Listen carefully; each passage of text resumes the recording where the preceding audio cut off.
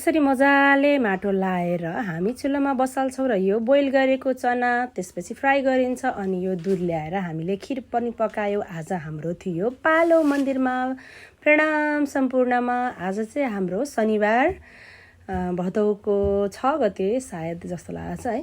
त्यो दिन हाम्रो आज मन्दिरमा, किनभने बिदाको दिन पार्नुपर्ने भएको कारणले गर्दाखेरि अरू दिन चाहिँ हामीलाई अब हुन त बिदा सबै दिन मिलाउनु पर्ने हो, तर पनि बिदा दिन मिल्दैन। त्यही भएर चाहिँ हामीले आज शनिबारको दिन हाम्रो पालो रहेको थियो। त्यस कारणले आज हामीले विभिन्न परिकारका 2-3 जना सुन्दर साजीहरू मिलेर चाहिँ राजीको लागि भोग प्रसाद बनाएर ल्यायौँ र त्यसपछि तिलकहरू लगायौँ। अनि गुरुजीलाई अनि पाठ गर्नुहुने हाम्रो हजुरबुवालाई सबैलाई हामीले तिलक लगाएर आजको दिनको कथा सुरुवात गऱ्यौँ।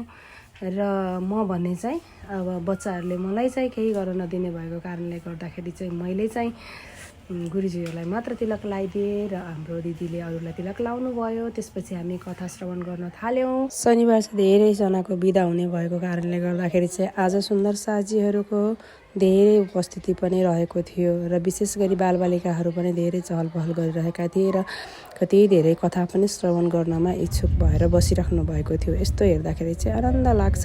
बालबालिकाले विभिन्न यस्ता कथा सत्सङ्गहरूमा चाहिँ सहभागी हुनु राम्रो हुन्छ। विशेष गरी अहिलेको माहौल जसमा चाहिँ बालबालिका मोबाइलमा अल्झिएर बसेका छन्, त्यस्तो माहौलबाट चाहिँ हामीले बालबालिकालाई निकाल्नको लागि चाहिँ यो चाहिँ एकदमै राम्रो माध्यम पनि हो। उनीहरूले आफ्ना संस्कृतिहरू, आफ्ना धर्म पनि नबिर्सिने र बालबालिकाले चाहिँ विभिन्न नकारात्मक कुराहरूबाट पनि टाढा हुने र साथसाथै र गुरुजीले प्रसङ्ग अनुसारको भजन पनि गाउनु हुँदै हामीले चाहिँ नृत्य गर्दै विभिन्न भजनहरूमा आजको कथाहरू श्रवण गर्ने मौका पायौँ।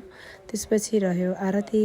बेलुकाको आरती गर्न थाल्यौँ। बेलुकाभन्दा पनि एकपल्ट सुरुवाती हुन्छ। त्यस पछाडि कथा समाप्त भएपछि फेरि पनि अर्को आरती हुन्छ। त्यो आरती हामीले गऱ्यौँ र आरतीमा सबैजना सहभागी हुनुभयो र आरतीसँगै कस्तो हजुरबुवा हुनुहुन्छ हेर्नु न, बिरामी भएर राजीको कृपाले अहिले ठिक भएर मन्दिरसम्म आउन सक्ने हुनुभएको छ उहाँको ससुराबुवा।